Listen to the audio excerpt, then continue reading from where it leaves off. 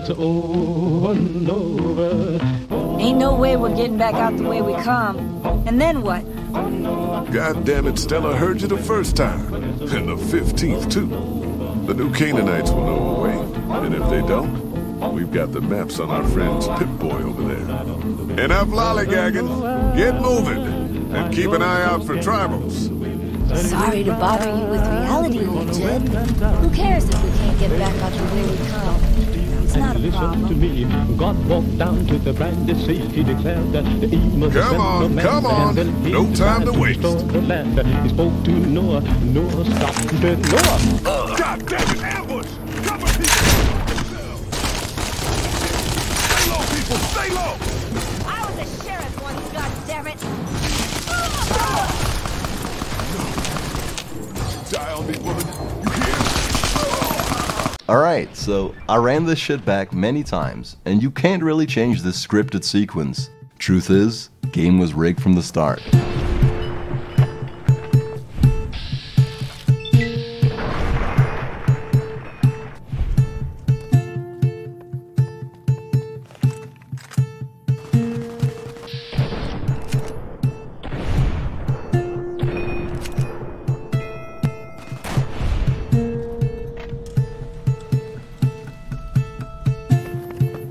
Hoy, white legs don't leave survivors often. You're some kind of lucky, let me tell you. You came from outside, didn't you? From the civilized lands. Wow. Joshua will want to hear about this. Follow Chalk leads me on a pilgrimage through Zion. My first ceremonial ritual was a fight to the death with a giant bear. I can definitely see how a level 10 player would have been adequately scaled for said encounter. But me? Nah, never. We trek through cliffs and valleys till we reach our destination, the Dead Horses Camp. Ja, tak. Gut. Ja, tak. This is where I would make acquaintances with the most racist NPC, Joshua Graham. We should have given you a better welcome on your first visit to Zion. We warned you at Syracuse, and you persisted. You took advantage of us at New Canaan to drive us out, and like the dogs of Caesar you are, you followed us to Zion. And now you stand on holy ground, a temple to God's glory on earth. The only use for an animal in our temple is sacrifice. There. That's it. Yeah, this guy doesn't fuck around. Let me tell you a little bit about Joshua. He's from Utah. That pretty much says it all. Yet for whatever reason, I feel the need to elaborate. Joshua is both the co-founder and first legate of Kaiser's Legion. Though he was neither a particularly brilliant strategist nor tactically flexible, he was feared for his menace, brutality, and atrocities. He's dangerous, unpredictable, and allegedly impossible to kill. When he led his troops to defeat in the first battle at Hoover Dam, Kaiser, I don't fucking care, decided to make an example of him. As the punishment for failure was non-negotiable, Joshua was lit on fire and thrown into the Grand Canyon. That alone would have killed most men, but I think it's fair to say that not all men are created equal. And this man's been through a lot. You see, when he finally found peace in New Canaan, Caesar hired Ulysses to lead the Whitelegs in a raid that killed everything and everyone who constituted an ordinary world for Joshua, causing him to design his entire existence around exacting revenge. We can't expect God to do all the work. He leads the Dead Horses, one of the 3 tribes in Zion, that altogether constitute a unique socio-political dilemma. You see, the Dead Horses and the Whitelegs both want to wipe each other out. They're locked in a never-ending battle of attrition. Both sides will continue to suffer unfathomably until either one is taken out of the history books. Yet from a military perspective, they're equals. This is where the Sorrows come into the picture. You are the one Joshua Graham sent to us. Blessings of the Father in the cave on you. Daniel is waiting for you. A friendly tribe of hunter-gatherers that mourn the loss of life, even in those that would seek to hurt them. The Sorrows have sensitive and innocent souls. Until now, they've lived in peace alongside geckos. Hueca muerna!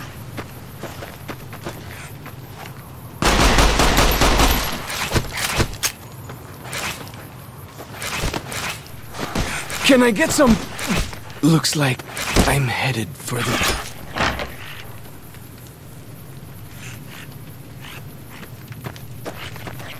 Tattooing themselves with the Virgin River, praying to the ghost of She, and undergoing psychedelic rites of passage. Daniel is the counterpart to Joshua. He believes it intensely unethical to force this tribe of peaceful, kind souls into death and despair. Obviously, there's clear merit to both sides of the argument, and choosing which of these two characters to follow is the most integral decision in the expansion. There is an important difference between killing in defense and waging war. Even a Gentile like you should know that. Arguably, the last monumental decision in Bossman's journey. That's hefty. I was in disarray and unsure of how to act. I needed guidance. To seek out the spirits of my ancestors, I first had to gather sacred datura flowers, which when used correctly will induce a hallucinogenic, altered state of consciousness, in which you might see funny colors, meet God, or get dangerously high blood pressure. The three essential pillars of the psychedelic experience. Hola, outsider. Welcome, child of omens. You come to receive visions of truth? Take drugs, kill a bear, seek medicine plant, return with sacred datura root, receive visions of truth, they guide you. Now, admittedly, a Wikipedia warrior would have grabbed these at one of the many grandiose opportunities. A person with the basic ability to perceive things would definitely remember that these are all over the place. A feeble-minded, lame-brained lunatic would follow the quest marker in an open-world, altitude-type environment. I have seen many strange plants in the valley. Plants that seem to hunger for human flesh. Where they come from, I do not know. With a bit of parkour and a whole large quantity of trial and error, I retrieve an adequate amount of entheogenics. With haste, I return to the Angel Cave.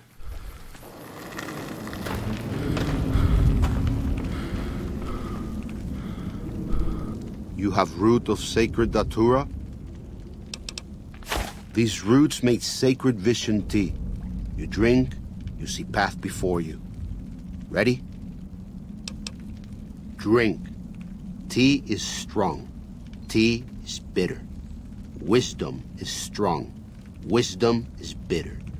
You see? You go to cave. Find ghost of She. Lay ghost to rest. This your quest. Bring peace where was strife. Go.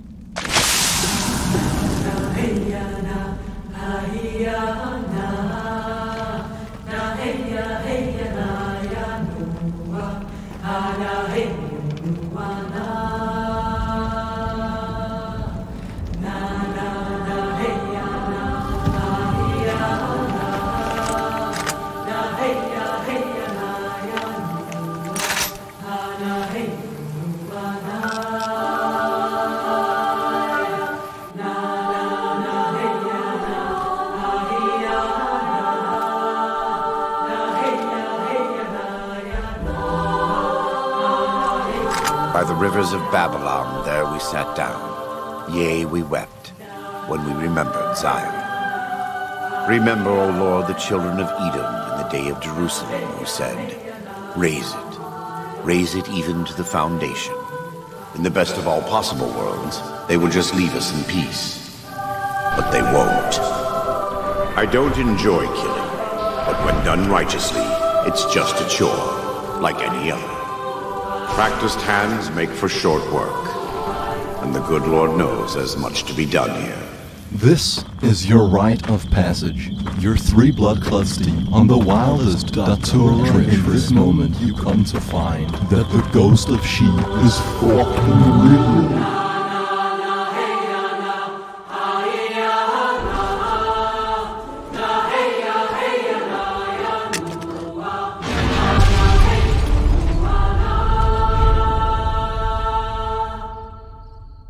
I suddenly found myself serenaded by old-world music. As I gaze upon the starry sky, my forefather spoke to me. Go, my son. You are on the path of the righteous. They whisper and they lie. They feed the fabrication that peace is a compromise. There is another way to restore balance back to the valley. You know the answer deep within yourself. Tread not in my steps, but walk your own path, and leave a trail. My son, be the change you wish to see in this world. In reasonable times, we have to take reasonable actions, but in unreasonable times, our hand is forced, and we must take unreasonable actions, because only God can judge them, but only you can send them to God. No, why? Why? What Joshua wants is more than an attack. He wants a slaughter. Show no quarter to the whitelegs we come across. Make no mistake about why we are here. This is an extermination. God be with you. He said, now Lord, let me tell you what to do. Calling animals 2 by 2, so he call them in an ox. 2 by 2, he call a bird. The ox with the kangaroo, and they call in Jeff-Back, the ham and Sam. Then God began to bless the land. He raised his hands to heaven on high. Shook the stars and moon from the sky. Shook the mountains and troubled the sea. Hit the wind to his chariot the wheel. He stepped on land, stood on the shore, and they clapped that time. It wouldn't be no more.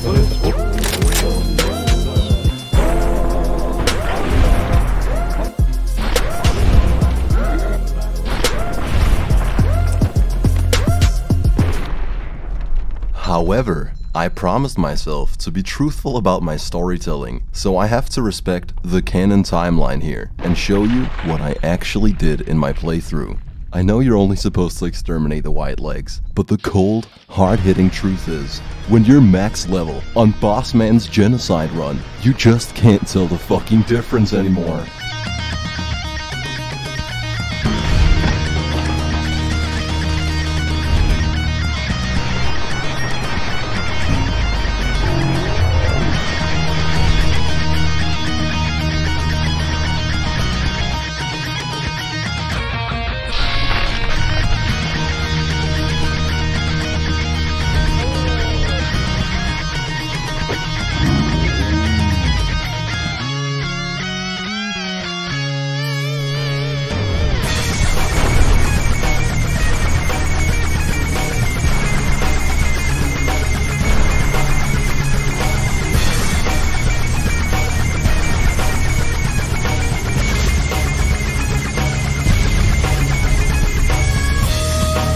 When our Lord entered the temple and found it polluted by money changers and beasts, did he ask them to leave?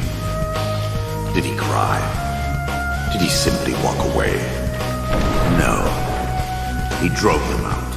You may not be concerned over matters of faith, but this is a case where faith and practicality coincide. It is one thing to forgive a slap across my cheek, but an insult to the Lord requires... No. It demands correction.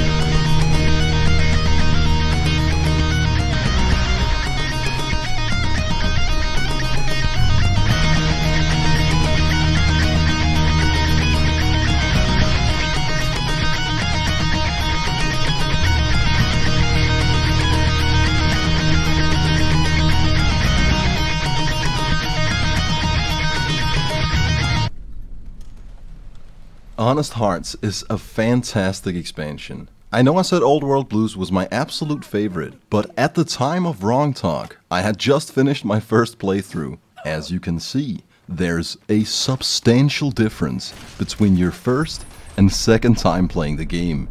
After playing through all my favorite sections, again, I just have to be honest, beyond any reasonable doubt. For sure, definitely Lonesome Road is the best DLC, but that's besides the point. Guided by visions of truth, Bossman lit the Sorrows camp in a fiery blaze. I finally killed everyone in Zion. Appropriately, I reached max level. In New Vegas, this is where fate reveals your destiny. Interestingly enough, my actions and interactions amount to good karma, so I get tons of health, crit immunity and flat damage scaling. Sick. Having enacted my influence on the world, I continue to the upper echelon of the endgame Fallout experience. It's pretty hefty, but it lacks the childlike play of trying to assassinate a non-hostile NPC with a 3 damage switchblade. Damn! Near max level, I of course caved in and took the Explorer perk so I could now travel to every single location. My map wasn't beautiful, and the sheer unmitigated power of an endgame Fallout character pushes you to truly go everywhere and do everything, which entails discovering a new location for the last time, tying up every loose end. We don't do anything. We make the magic happen. Every quest you've encountered. Right on, right on. You're a pretty hip cat. And most notably, fortifying your alliance for the war, whilst rightfully punishing treason in those that fail to rise to the occasion. If they refuse to follow us in the second battle at Hoover Dam, then we shall bring them the release, which they so richly deserve. But it wasn't all slow motion genocide. I also did 3 other things. My friend Wolf, who suggested I should play the game and make a video about it, also told me to link up with Boone, his favorite character. If you're an enemy of the NCR, you're an enemy of mine. Get out of my sight. Here's my simultaneous stance on NCR and backseat gaming. I want to show this in the video. This is my favorite room in the entire game. It's also, coincidentally, the loudest room. Personally, I like it the most because of all the friction and noise.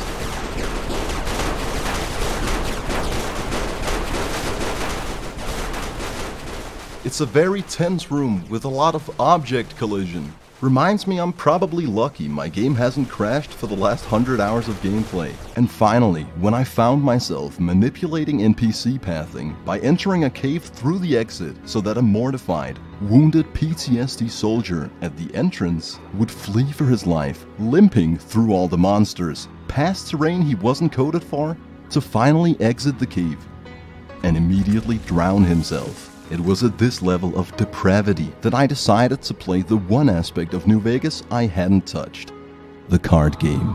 Between Honest Hearts and the second battle at Hoover Dam, I shit you nay, the majority of my time was spent trying to gather enough cards to play Caravan. Traditionally, you would have been provided with an entire deck in Goodsprings. Canonically, I killed everyone in Goodsprings, so what am I left with? Painstakingly tracking down merchants, travelers, and roadside bandits who will each have at most 1 or 2 cards. I need 30 to play Caravan. Alright, go on. Let's put our cards down. But it doesn't tell you how many you're missing, so I have to count them, and there's no way to sort by cards. At this point, the inventory is pretty fucking stacked, so I have to go on this vague, I think I maybe have 17 now bullshit. I'm really disappointed in myself that I spent a long time doing this, and then thought to check Goodsprings. And what do you fucking know? A level 1 player missed a guy sleeping on the floor in his own home. Whoopsie fucking do, Ringo. What a hefty waste of my time. The bad news is, my siege on the Crimson Caravan Company served no greater purpose. The good news is that this is what my whole Fallout experience has been building up to. I finally get to hustle. After a quick study, I felt like I had a good grasp on the fundamentals of the game, and generally I'm pretty good with this sort of stuff, so I was just pretty excited to play my first game of Caravan. Don't worry, I'm not that good of a player. And on my first turn, my only legal move was to discard cards. I couldn't even end my turn, so I discarded all 66 cards in my deck, and then the only strategy was to forfeit the game. On my second attempt, I let the game auto-build a smaller deck of cards. The silver lining, I got to play my first card, 9 of diamonds. The chaos factor, he counters it with an ace, which puts me in a queen's gambit. Now my only move is to discard cards, and Ringo functionally, brutally, severely OTKs me on turn 2. Now the craziest thing is, on my third attempt, I actually got to play a real game of Caravan, and genuinely, the experience was indistinguishable from my first 2 times getting hustled. I gotta be honest, I have no idea how to play this game. Caravan is like a steady 0 out of 10 for me. However, in stark contrast, New Vegas has certainly earned its place on the shelf. It took me 24 years of mortal sentience to arrive, but a good sturdy single-player RPG fucking bangs. And here's what's astounding. The devs failed to capitalize on their hard labor. Outside of the stern wage, Obsidian as a company was offered a juicy bonus in form of royalties on the game if it received a Metacritic score of at least 85. Unfortunately, the game was just good enough to receive 84. Monetarily, these devs weren't appropriately compensated. But in terms of recognition, the least I can do is show people their monstrously good creation. That's why I have to take you all the way. Don't chop my whole fucking flow. Word for word, bar for bar. Posture check. Snap out of it. 50-50 all in on red, cause I'm sick like that. Insider trading, Bill Gates, Mossad deepfake, sissy hypno, normalize it. Code word, assimilation. You've arrived. Final chapter, the rise of Bossman. You might recall 3 hours ago when I finished the main story. Now that I have a decent grasp on the fundamentals, I pick up where I left off. The second battle at Hoover Dam. Hands down one of the best sections of the game, and an incredible ode to the experience of playing it. New Vegas is undoubtedly about the journey, but personally I like when an incredible journey has a perfect ending. Fighting through hordes of the Legion's strongest Centurions in the battle for the free world, which plays out relative to my choices and faction progression. Bangin' gamer shit! Bangin' gamer shit. The NCR and allied forces are all that stand between the Legion and violating the free world.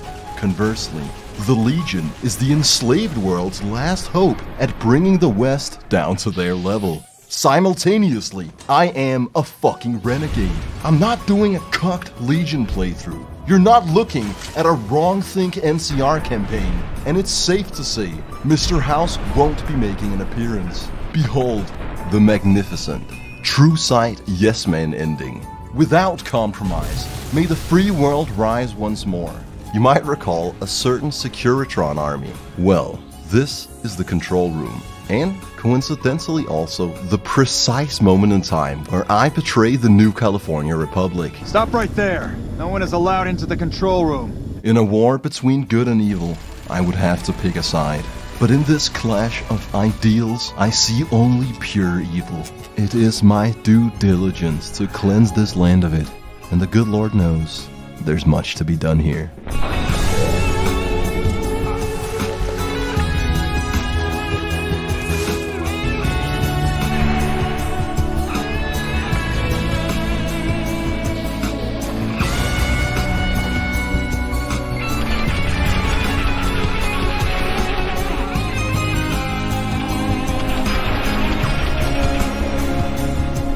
Distance, we can see Fortification Hill ablaze as the Securitron uprising elevates itself to an inquisition. There's more attention to detail in this 10-year-old game than any game I've played in the last 10 years. We see the remnants pull up in a vertibird, and although these appearances aren't anything crazy, it's this intricate detail work which really makes the sequence. I feel like I'm fighting in a fucking war, and that I'm the super soldier who will sway the tide of battle. To the very end, the experience of playing is shaped around me. Every step of the way, New Vegas empowers the player. But what's the fucking point of being powered up if you can't let loose? The fact that I've been provided with a never-ending stream of genocide applicants is superseded by the fact that I accepted every application and still got a Messiah karma rating.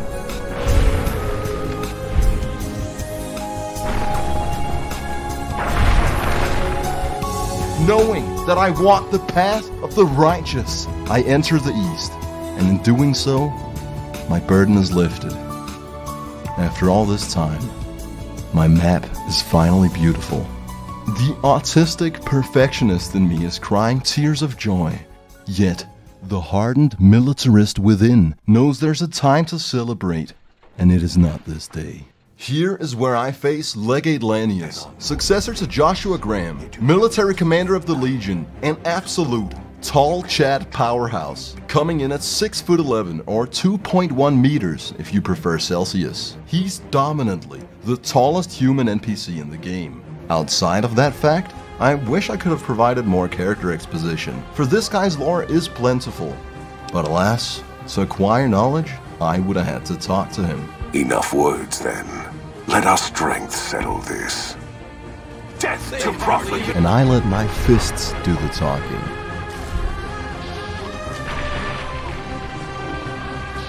I know a lot of people love this dude, but off the top of my head, he's actually the only character I have genuine criticism for. Hear me out, okay? Don't send me to the Guantanamo Bay if you're a Fallout enthusiast, but hear me out. It's so out of character that you can talk Lanius out of the final battle. It goes against everything he lives and fights for. I can appreciate that they made a complete pacifist run possible, but I'm sure they could have found a different way to implement it. Either way, with the threat of the Legion nullified, there stands but one single military unit between Bossman and an independent New Vegas.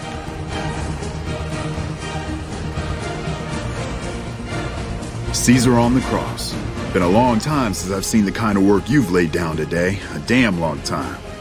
And the screams of those Legion bastards as they kick dirt running east like a choir of angels to my ears. Speaking of, that crazy light show over the fort? What the fuck was that? Some kind of thumb of God you called down? Amazing. Fucking amazing. Could use 100 of you. Just scatter you over the east like jacks. Give those plum fucks the what for. And, well, these boys with you? Hello there, Smiley.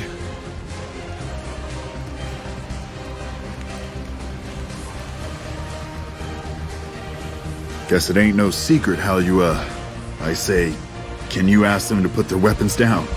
Was just reaching in my coat to give you a cigar. Of course, I kill Oliver and his men in cold blood without hesitation. In fact, I'm actually not remorseful. I'm gonna double down here and say I'm proud. If I could go back in time, I'd fucking do it twice. Yes Man congratulates us on the outcome before the customized credits roll. We accomplished a lot together. It was fun. Take care! And so the courier who had cheated death in the cemetery outside Good Springs cheated death once again, and the Mojave wasteland was forever changed. The courier, with the aid of Yes Man, drove both the Legion and the NCR from Hoover Dam, securing New Vegas's independence from both factions. With Mr. House out of the picture, the remaining Securitrons on the Strip were hard-pressed to keep order. Anarchy ruled the streets. When the fires died, New Vegas remained, assuming its position as an independent power in the Mojave. Supporting the ideals of independence, the courier was recognized as the man responsible for a truly free New Vegas. And then the game ends.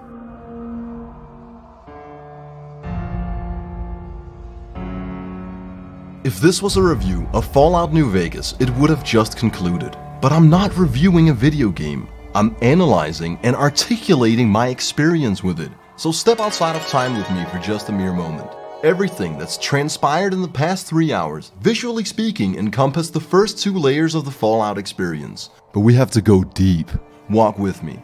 The basis for the story in this video is what happened in my vanilla playthrough, aka the first layer of the Fallout experience. Everything is new and exciting. You don't know shit. It can be extremely overwhelming, but also intensely gratifying. To truly beat this layer, you must progress through the entire game. You'll know it's a touchdown once it becomes clear you've successfully elevated your status in society. Notice how an NPC addresses a fragile level 1 postman. Wow. You sound like you really do need some help. Look, I can help you out, but you can't do anything I mean, you can't... You lost? You're one of them special folks, ain't you? Thought you'd sneak up on me, you filthy p***? Then contrast that with how NPCs react to a nuclear endgame courier. Are you fucking kidding me? First I get my leg smashed, and then in walks the Powder Ganger's Grim fucking Reaper. What the fuck have you got against us, bitch? Jesus fucking Christ! If you want me dead, just give me 15 medics and I'll fucking OD for you, okay? Fuck!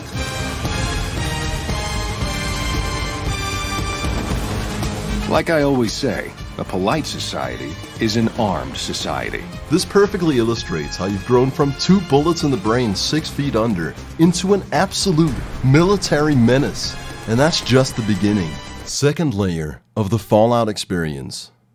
This time, with knowledge, ability, and fury, any section that might have seemed insurmountable can now be solved with the greatest of ease. I spent a long time in the second layer killing people in slow motion, and if I have to be caught completely red-handed, I would have to admit that this video was just one great excuse to spend half a year editing slow-motion montage shots, an activity that had to conclude when my decision to record with a lossless codec finally caught up to me. That's right. You're looking at a 23 terabyte video game review, and I've already deleted everything I was willing to give up. Now, unfortunately, I have to break the fourth wall, because the ends do justify the means, and I have to take you all the way. The third layer of the Fallout experience is the eventual deconstruction. It was all blibbly blabbly, all a big lie, you know? Fugazi, smoke and mirrors. You really think I did all that shit, homie? I know all the console commands by heart. I can no-clip, God mode, slow down time, manipulate the weather, manipulate the market. I've just meticulously left that out for this whole time until now, so I could reveal it to you. My aha moment that really lifted the curtain was when I curiously enabled player controls during the end credits. I was surprised to find cutscenes to actually be a rendered room with a menacing Shadow Cannibal Johnson standing right behind me. But most fascinating was the fact that Ron the narrator stands behind the wall doing all the voices. That's the Mojave, and assumed a new name, as he had done so many times before. Though the wasteland became anarchic after Hoover Dam, this spiraled me down the woesome path of messing with the Gamebryo engine. Your average autopilot drone Fallout enthusiast will reach the deconstruction of the game and mistakenly believe they've reached Fallout experience bedrock. But what if I told you it goes even deeper? Truth is, if you can revel in the unbridled chaos of disassimilation, you can completely pick apart the game, and eventually, you can make a better one. Chronologically. The very last thing I did before finishing this video happens to be the final thing I want to show you. It's a story that perfectly illustrates assimilation, whilst simultaneously laying rest to the question that's been plaguing all your minds. I know. You're on the edge of your seats to find out. Which woman did I have sex with? A simple question with a complicated answer. Walk with me. Our tale begins in the slums of Westside. I come upon a heretical establishment known as the Thorn. It's a giant cage fight where you can bet on a fight to the death between wasteland creatures and other animals. The leader of the Thorn is Red Lucy, a woman much to my liking. She absolutely lets you manipulate the market. You can functionally break the economy by betting your money on the Cazadors and having them fight anything else. The biggest lie ever told is that the Thorn only allow fair fights.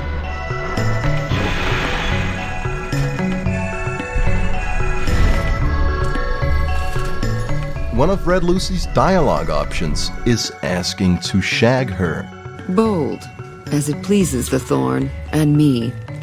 But it does take more than that to earn my admiration. But evidently, she's not keen on the idea of being shagged. So it appears we've arrived at an impasse. Lucy proposes a downright carnal solution. If only I were to kill a bunch of animals for her, steal their eggs and raise their young to be cage fight animals so she can expand her empire, it would show her that I'm a capable hunter worthy of her adoration. Assertive boss bitch GF or my humanity? It's not even a question. Let's go. Where are the eggs? On my way out, I got lost, and just when I thought I'd explored every inch of the game, I come upon a giant, comprehensive sewer system I never knew existed. It's a huge zone beneath Freeside. It even has its own little sewer community.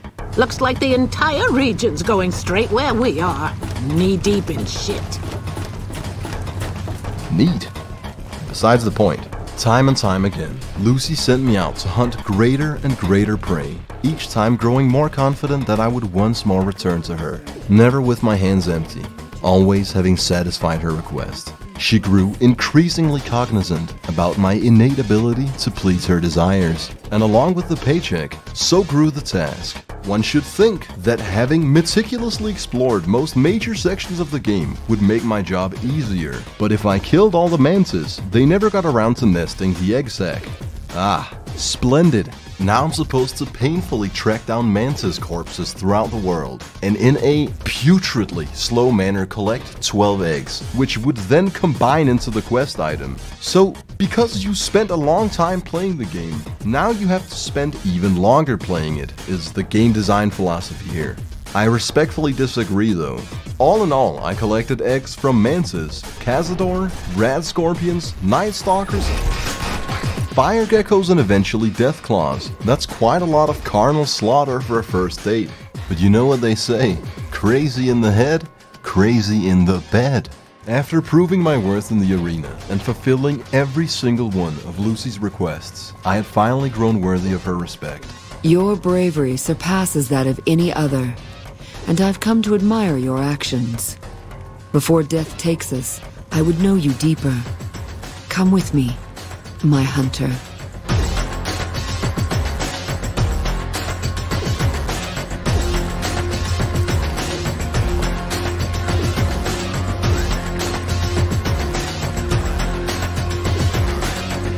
Luckily, I can show this on YouTube, because it's a 10-year-old game. It wasn't exactly designed to illustrate romance. You'll have to take my word for it when I say there's mods to fix this, because frankly, I don't know if the world is ready to see them.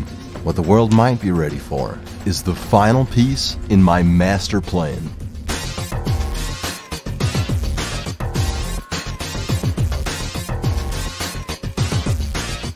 My visit here has a purpose greater than to corpulate, for this is no ordinary situation. 50 hours ago, Bossman rose to power, and on this day, 136 hours in, is where I finally transcend the third layer of the Fallout experience. In the midst of night, I pursue my hidden objective, Hacker Macintosh, with the intent to release the lock on all the cages. Except that wasn't an option, 'cause you can't do that in the game. So, riddle me this. How was this guy in an old forum post able to do it? Was he just trolling? I mean, it seems like such an oddly specific lie. He has nothing to gain. And so I did a bit of digging, and it turns out the sequence is actually cut content from the game. Obsidian only accidentally included it in a couple old console patches of New Vegas. Naturally, I acquired said cut content, and I put it in the game.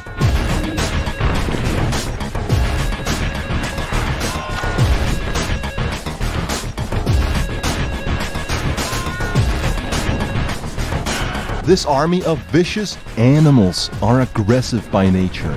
If they bite the hand that feeds them, then they are acting naturally. I am peaceful by nature. So when I free sentient beings in cages, I am acting naturally. When the racketeering gang of dehumanized fucking scum make themselves the path of least resistance, just remember, that's the universe naturally correcting itself.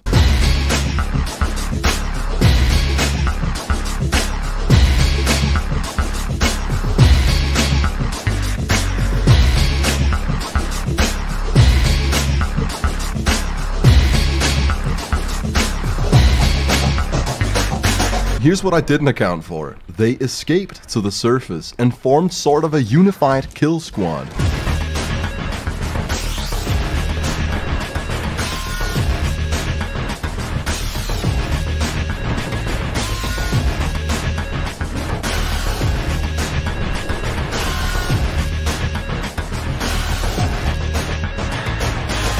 Once they killed everyone in Central Westside, I thought I'd seen the worst of it.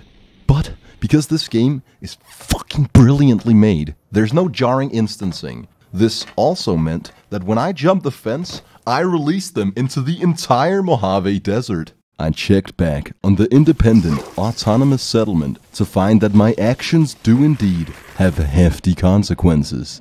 Although it was already a well-documented fact that the further south you travel in Westside, the more society gradually unravels, I can't for the life of me think of a time where that statement was more true than now.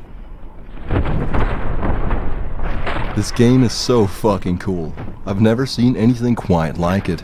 But I must warn you, time is on the clock and everything is not as it seems. You might have noticed a few sporadic instabilities throughout the film. That's actually not poor editing, because this video exists in an interdimensional pocket outside of space-time. You can't stay here. You all have to go back to your mundane lives. And that's the beauty of it all. These are 3 hours of your life you will never get back! And if I may interject just a smidgen of self-congratulatory pseudo-intellectualism, in that case I would say that's the one exceptional thing these 3 great hours will always have in common with this entire difficult chapter for humanity. This too shall pass. And with that, I leave you with my final chronological reversal. We have to go back where it all started. For I have this mystical, innate ability to review video games the moment I lay eyes upon them. I don't need to play them! Of course! 9 months ago, I hit my final verdict for the game in the first couple minutes of the video so you wouldn't catch on. Let it be known! I get you with this every time! Along with a complimentary stroke warning, I unwind space-time and reverse battles of times past, 'cause I'm sick like that.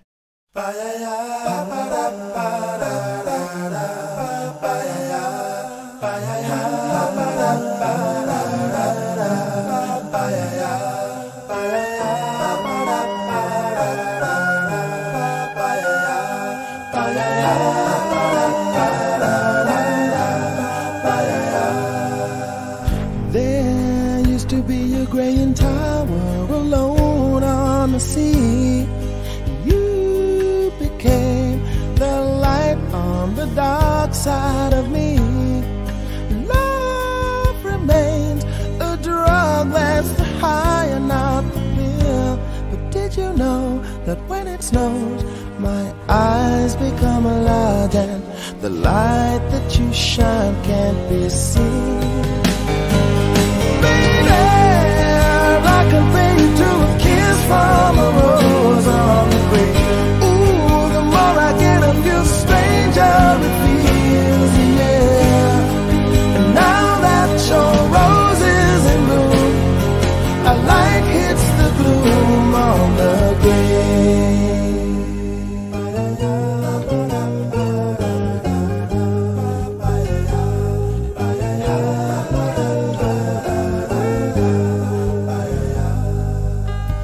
There is so much a man can tell you, so much he can say. You remain my power, my pleasure, my pain. Baby, to me you're like a grown addiction that I can't deny. Won't you tell me, is that healthy, baby? But did you know that when it snows, my eyes become a light and the light that you shine can't be seen? Baby, I compare you to a kiss from a rose on the grave. Ooh, the more I get of you, the stranger it feels, yeah. Now that your rose is in bloom, a light hits the gloom on the grave.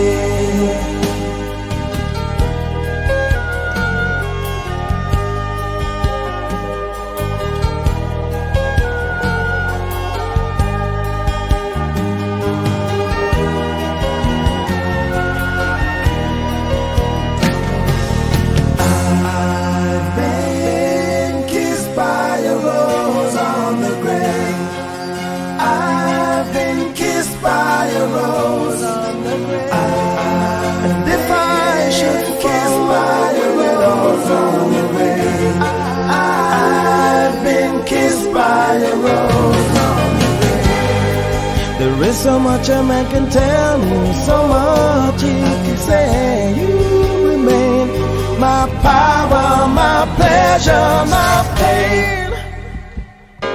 To me, you're like a grown addiction that I can't deny. Now won't you tell me, is that healthy, baby?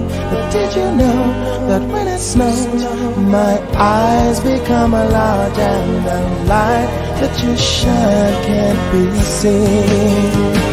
But baby, I can feel you to a kiss from a rose on the grave. Ooh, the more I get of you, the stranger it feels, yeah. Now that your rose is in bloom, a light hits the gloom on the grave. Yes, I can pay you to a kiss from a rose on the grave. Ooh, the more I get of you, the stranger it feels, yeah. And now that your rose is in bloom, a light hits the gloom on the grave. Fallout New Vegas is hands down the best game in the world, and also a great mod loader tutorial.